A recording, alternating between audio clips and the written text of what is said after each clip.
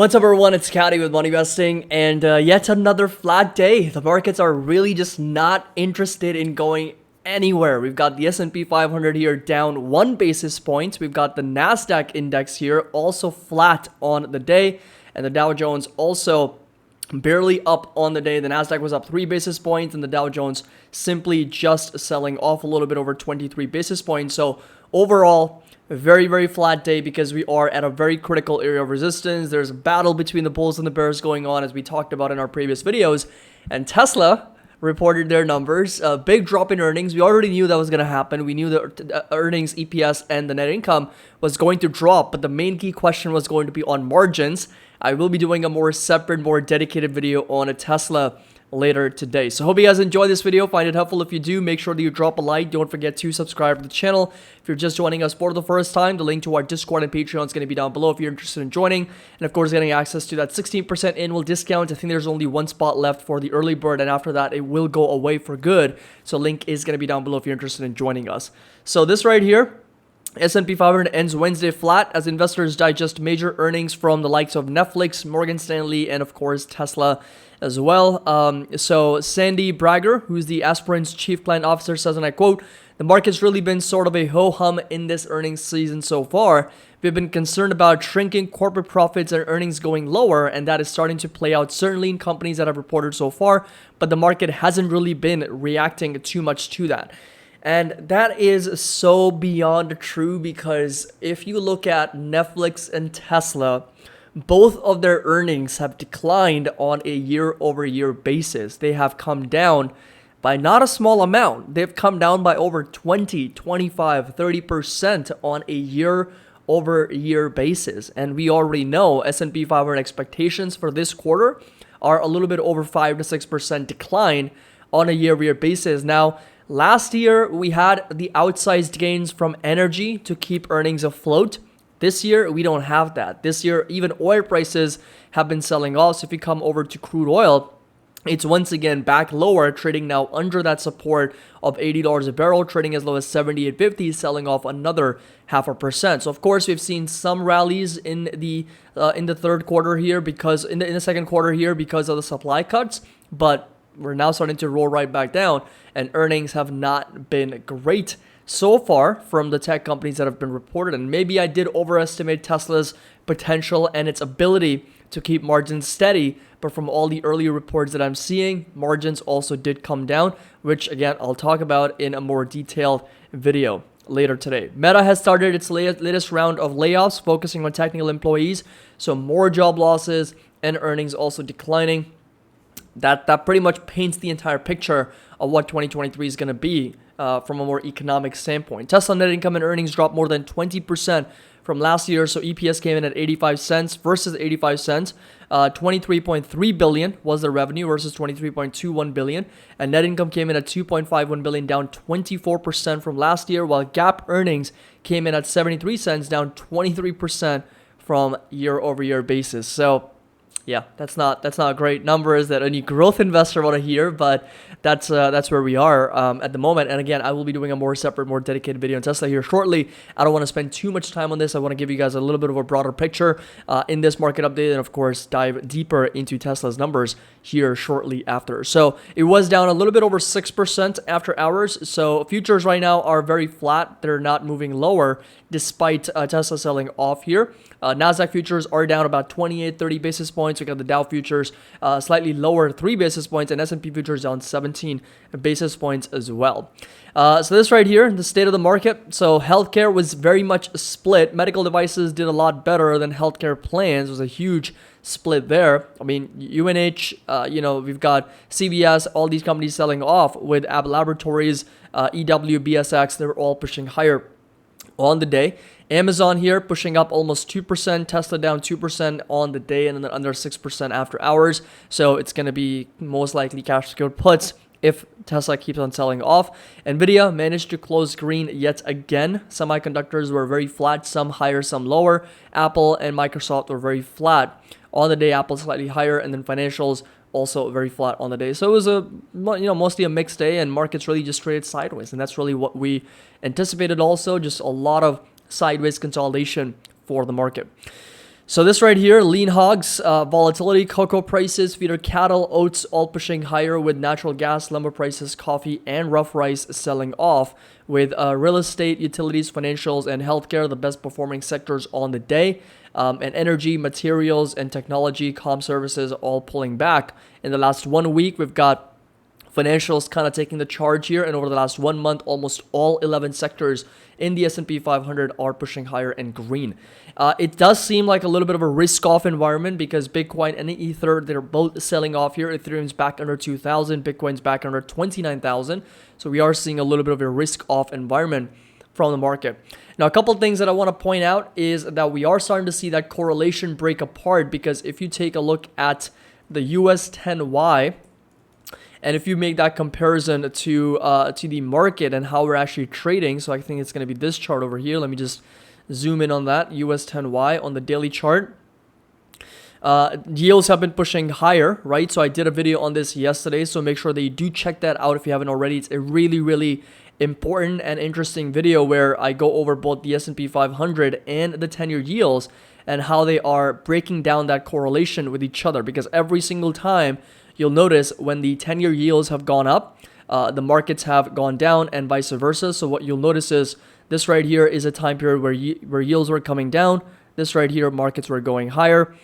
This right here, you'll notice yields were pushing up. This right here, markets were going down. Again, yields were going up here. This is from February all the way through March.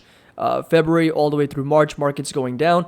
And more recently, though, what you'll notice is that both the 10-year yields and the market themselves are pushing higher. So we're seeing that correlation start to break apart. It's either the bond market's right or the stock market's right. And in my opinion, the bond market is almost always right in terms of signaling what's going to happen. So I'm going to definitely be siding with a little bit of the bond market here. So 10-year yields, once again, keep pushing higher. They're getting up to almost 3.6%. Not to mention all the other yields have also been on the way up. So we got the 6-month and 3-month back over 5% now, 5.1, 5.14%. They're back to the upside. So something to keep in mind. And of course, not to mention volatility is extremely low levels as well, trading down to as low as 16.45, levels we haven't quite seen in over a year. The last time we were trading at these levels was back in November of 21. So it's been quite some time since the volatility has been crushed down to this level. So we are, at an extremely interesting time where you've got volatility lower, you've got the bond market pushing higher, you've got the stock market also drifting sideways and / pushing higher. So it's going to be really interesting what ends up happening here after all the earnings are released, to be honest. And we've got the S&P once again sitting inside this bear camp and trading inside that range between 41 and 4200. We're seeing a lot of indecision here, like a lot. Like there's a lot of consolidation here, and even on an intraday basis, you'll notice the market's just trading literally sideways. It's not really going anywhere, for the most part. So that is still going to be the resistance at 4,200. That's still the bear camp that we are watching, and all the way up to 4,330 is going to be that next resistance and target. Support level is going to stay put at roughly around 41 for the near term, all the way down to as low as 3774 for S&P 500. Talking about the NASDAQ, same thing. We did get bought up here intraday after gapping down pretty heavily. But this right here is going to be that bear camp at 12,280, 12,300. And we'll continue to monitor this level, whether the NASDAQ can break to the upside from these resistances. And the next target is going to be 13,200. Or if we're going to get a little bit of a rejection there once again, as we have seen in the past 3 to 4 times for the NASDAQ as well. So that's going to be that resistance. And of course, support level all the way down to as low as this higher low, sitting roughly at 11.4 for the NASDAQ. Talking about Apple here, and Apple on the day continues to move up another 70 basis points. So pushing through, we've got the opening in Delhi today. I may or may not go. It's going to be pretty crowded, so I can't make any guarantees, but I really want to go, but I'll definitely decide, later in the day. But they're opening the second store in India in Delhi today. So that's going to be pretty exciting. We got a resistance all the way up to 177. So that's going to be that next level to watch, with the support staying put at 158 for Apple moving forward. Talking about Amazon, and Amazon here was up almost 2%. So definitely getting a retest back up to $104, $105. So this right here is going to be that level to watch as a resistance for Amazon, and support level is going to stay put inside this green rectangle, this area of support, roughly at $82, $83 per share for Amazon. Talking a little bit about Tesla now.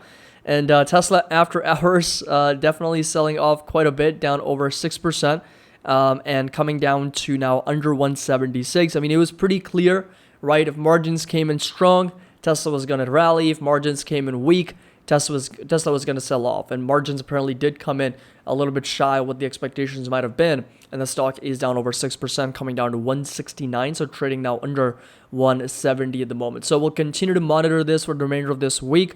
If the premiums are good, I will definitely be looking at selling some cash good puts on Tesla for low 120, 130 strikes over the next 1 month since earnings are already out. So that's going to be that support. And we've got another gap here to fill somewhere between 146 to as much as 154. That's another gap that I'll be paying attention to. And this is where we are. I'll be doing a separate video on Tesla here shortly. Talking about PayPal. And PayPal here on the day was down about 1.44%, and after hours pretty flat, and really just consolidating sideways with a massive doji candle. I mean, it's just got wicks on either side, lots of indecision, resistance staying put at $76, $77 per share for PayPal here, and support levels are going to be staying put at $67 for the company. So that right there are going to be some levels to watch for PayPal at the moment. Talking about Square, and Square here down 1.6%, so definitely selling off pretty decently. So this right here has been the downtrending channel of lower highs and lower lows. Support level is going to stay put at $59. So this right here is going to be that level to watch with a resistance all the way up to $83, $89 per share, in line with this red rectangle that we have seen for Square. So that right there, pretty strong resistance. Support level is going to stay put at $59. Now talking about NVIDIA here, once again, getting bought up, seeing a lot of buyers stepping in, almost 1% green. It was trading as low as 272. Pre-market, I think, was even lower. And lots of buyers, once again, stepping in on this AI hype train and getting it pushed up to even higher levels.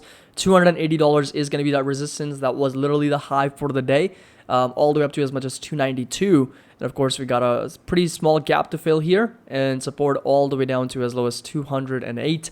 Even as high as 225, 223 levels to watch for NVIDIA.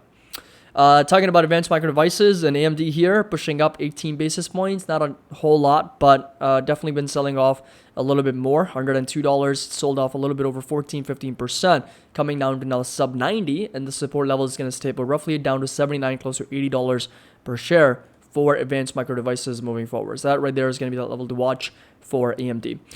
Next up, we've got Meta Platforms, and Meta here on the day down 1%, but once again getting bought up. So green candle on a red day just suggests there were buyers present and getting it pushed up. 222 is going to be that resistance. We are recently getting rejected here at that level for 2 to 3 days in a row, and support level is going to stay put roughly around 200 to as low as 198 for Meta moving forward. So we're seeing a lot of consolidation sideways for this company at the moment. Talking about Netflix, and Netflix here down 3% after earnings, and we did sell off even further down to 315. I would say the earnings were quite mixed. I did a video on them yesterday, so make sure that you do check that out if you haven't already. But I would say that we did get a beat on EPS, but a miss on revenue, and they didn't provide a lot of guidance with respect to the password crackdowns. And of course the ad-supported tier as well. So that is still a big question mark, which could rejuvenate some of the growth here that Netflix is looking for. But at the same time, I mean, this is very much of a cash burn business where you have to constantly keep creating content in order to really just keep the viewers engaged. And on that end, they did grow their viewers, so that's good. I mean, they went from 232 million paid memberships, so that's really good. But again, it was kind of like a mixed earnings, and valuation still a little too high for me personally. So 275, 276 is going to be that support for Netflix.